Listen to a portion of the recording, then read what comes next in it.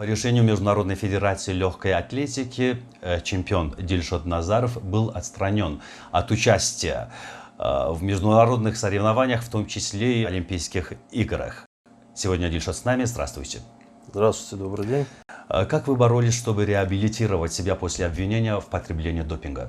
Борьба моя продолжалась в течение 1,5 лет. Было затрачено, в первую очередь, конечно, психологическая борьба была очень сложная. Плюс были затрачены финансовые средства. Я не буду называть, конечно, сумму, но приличная сумма была истрачена на эту всю борьбу. Но в течение 1,5 лет я понял, что просто бесполезно бороться уже, потому что мне просто не давали, мои доводы ни во что не ставились. Несколько раз, как я уже писал, несколько раз суд переносился, сроки суда переносились. И когда я уже просто написал, что я дальше не буду подавать апелляции в КАС, КАС это, если кто не знает, спортивный арбитражный суд. И когда я уже написал, что я не буду подавать в спортивный арбитражный суд, буквально в течение 2-3 дней мне пришло письмо о том, что я дисквалифицирован до 24 сентября 2021 года. Как раз получается так, что проходит Олимпиада, и я уже дальше могу выступать. А на что были потрачены денежные средства? Мною был нанят европейский адвокат, который очень много, конечно, сделал для моей защиты и для восстановления моего честного имени. К сожалению, не получилось. Как я уже говорил, что очень сложно было бороться, доводы никакие не принимались. И основная сумма, конечно, была потрачена на адвоката, и плюс там есть судебные издержки, которые обязан оплачивать спортсмен. На это все ушли финансовые средства. Приблизительно какая сумма была потрачена на него? Я не могу назвать. Большая сумма, но... А сейчас как вы намерены бороться сейчас с этой ситуацией? Сейчас уже бороться бесполезно, уже решение принято. Из-за этого будем ждать окончания срока дисквалификации, который, я уже повторюсь, что заканчивается 24 сентября 2021 года. Там уже никакого резона нету сейчас бороться, потому что все равно Олимпиада пройдет. Моя цель была именно защитить свое честное имя и вновь представить нашу родину, Таджикистан, на Олимпийских играх. К сожалению, не получилось. А из числа молодых спортсменов никто в этом году не будет представлять нашу страну? На данный момент у нас есть 2 лицензии. Это в боксе. Это Бахадур Усманов и Шахбоз Нигматуллаев. Сейчас еще продолжаются лицензионные турниры в таких видах спорта, как дзюдо, борьба вольная, борьба классическая, легкая атлетика, тэквондо, ВТФ. И на пловцов мы тоже рассчитываем. Из-за этого, я думаю, что ребята будут представлять нашу страну и достойно ее представят. Правда ли, что вам сказали о том, что у вас одна система подготовки с российскими спортсменами, и именно это стало причиной всего этого? Это было видно, потому что на самом деле сейчас, я приводил пример тоже у себя на страничке, что спортсменка из Беларуси Марина Арзамасова, чемпионка мира в беге на 800 метров, ее тоже дисквалифицировали на 4 года. Потому что у нее был тоже огромный шанс завоевать медаль на Олимпийских играх. И вы сами сейчас видите, что творится с российским спортом. Это уже о чем-то говорит. Что творится? Россию исключили на 2 года от всех международных турниров.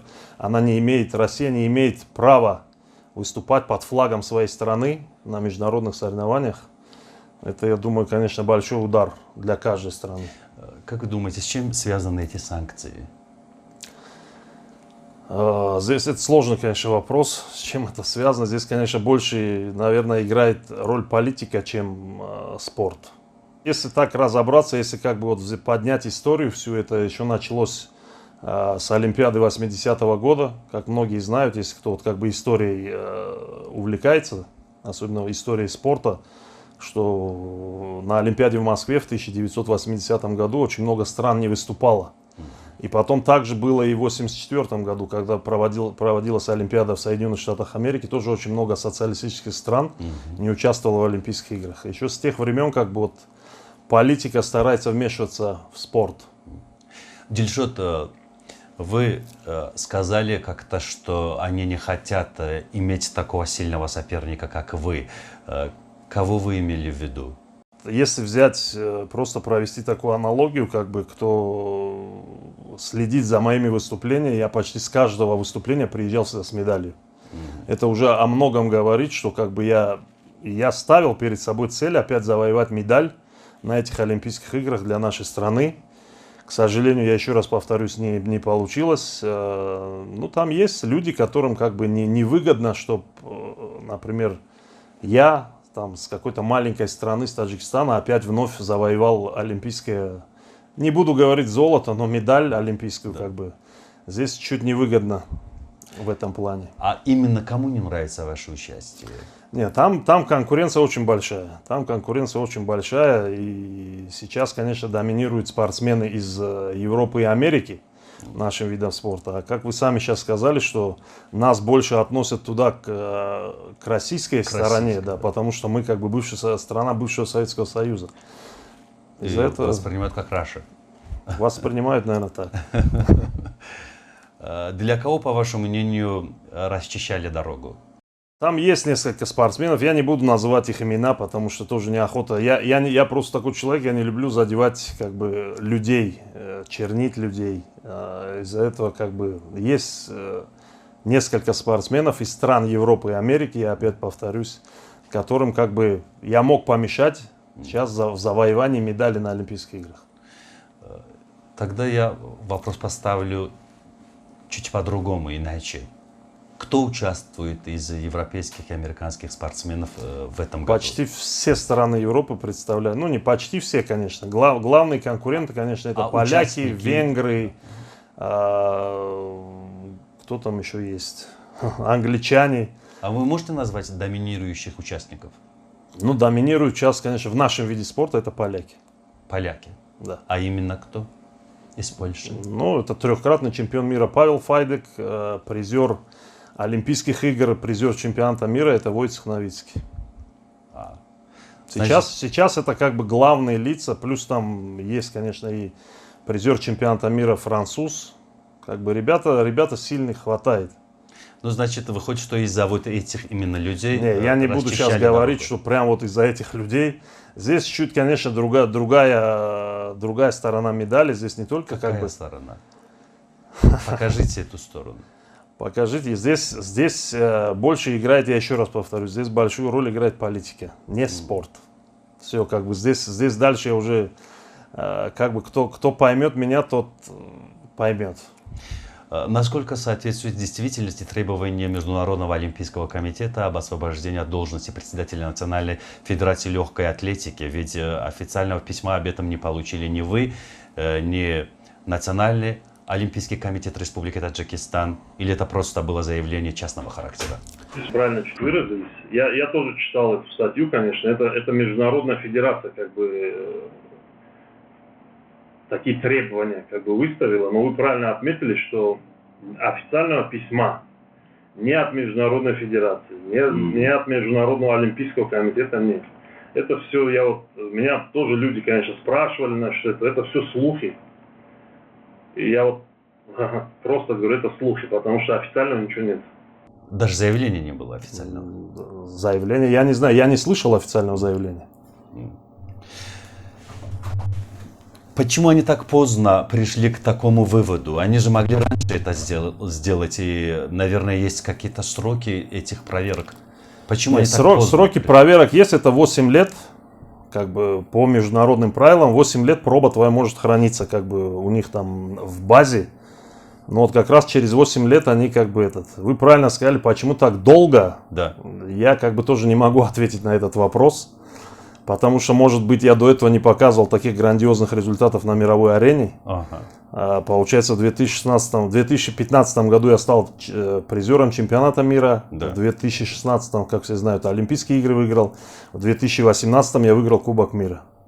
Ну. Да, вот это такая вот запоздалая реакция. Может быть, потому что я как уже до нашего эфира, до нашего эфира я вам говорил, я проходил доп-контроль, наверное, больше 100 раз за свою спортивную карьеру. После даже Олимпийских игр, когда генеральный секретарь Олимпийских игр, генеральный секретарь Национального олимпийского комитета Мухаммадшо Абдуллоев, он тоже выступал, и он сказал, что для чего сдал доп-контроль, все все чисто, никаких проблем нету. Я не знаю почему они так поздно спохватились, это, наверное, вопрос надо им задавать. Дильшот, а как происходит процедура доп-контроля? Берут анализ мочи и проверяется. Он делится на два анализа. Анализ А и анализ Б. Анализ А проверяется, анализ Б консервируется и вот 8 лет держится. Еще. Заявление Международной Федерации Легкой Атлетики не бросает ли тень сомнения в деятельность вот этих всех проверяющих структур? Ну, здесь это тоже я не могу отвечать за эти структуры, но это мое личное мнение, конечно, если тебя проверили, если ты чистый, то зачем опять потом поднимать это все? Да. Я прошел на том чемпионате мира, где сейчас говорят, что меня подозревают в употреблении допинга, я сдавал доп-контроль там, и проба А была чистая, у меня есть все документы.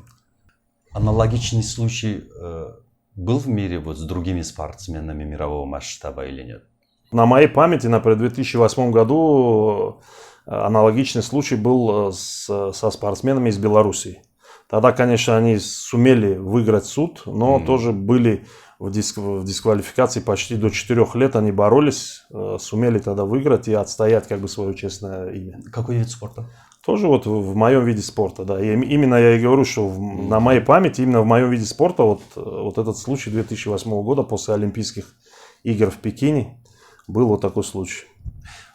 А проверка на допинг в Таджикистане у нас есть? Это реально проверяют? У нас есть? Не, у нас в Таджикистане, в самом Таджикистане у нас спортивной лаборатории нет. Мы относимся к лаборатории, которая находится в Казахстане. Она сертифицирована она агентством всемирным антидопинговым. И в любой момент ко мне лично приезжали очень много раз с России, с Казахстана офицеры доп-контроля, которые могли спокойно прийти ко мне домой и взять анализ на наличие запрещенных препаратов.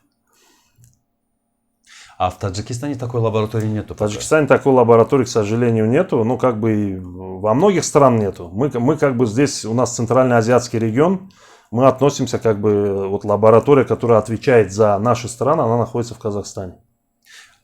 Участники Олимпиады из Таджикистана, значит, в Казахстане проверяются сперва? Не, там чуть здесь вот, например, в нашем виде спорта, если ты входишь, пул тестирования называется такой, если ты в 30-ку лучших в мире входишь, то к тебе могут домой в любой момент приехать, постучаться, представиться, показать удостоверение, что это офицер допинг-контроля и взять у тебя анализ. Те спортсмены, кто участвует на Олимпийских играх, чемпионатах мира, у них могут там взять анализ на наличие запрещенных препаратов. И ты спокойно идешь, сдаешь доп-контроль, тут никаких проблем нету. Это весь мир так работает. Долгий перерыв был у всех спортсменов во время пандемии. Чем вы занимались? Насколько сильно спортсмены наши отстали во время пандемии от спортивной деятельности? Ну, кто близко связан, конечно, со спортом, они понимают, что длительный простой спортсмена, не участие его в международных соревнованиях, конечно, это накладывает неприятный отпечаток. Но у нас соревнования на национальном уровне почти по всем видам проводились. Мы буквально 2-3 месяца наши спортсмены не выступали, потом у нас возобновились наши национальные чемпионаты. И спортсмены нормально готовились. Сейчас последний пример вам чемпионат Азии по дзюдо, где наши спортсмены завоевали 3 медали, 2 бронзовые и одну серебряную медаль. Плюс сейчас в данный момент проходит чемпионат Азии по вольной классической борьбе. Буквально вчера у нас завоевал спортсмен в греко-римской борьбе серебряную медаль. Это тоже огромный плюс. Если так анализировать, я думаю, что не сильно отразились эти простои в участии в соревнованиях для наших спортсменов.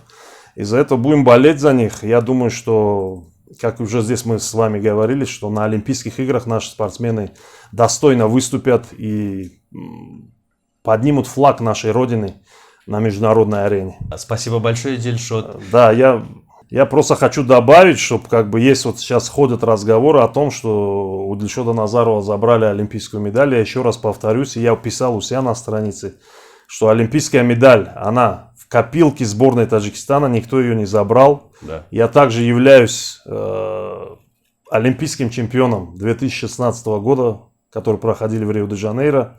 Из-за этого, что просто я хочу сказать, чтобы не было таких разговоров, чтобы забрали медаль или что.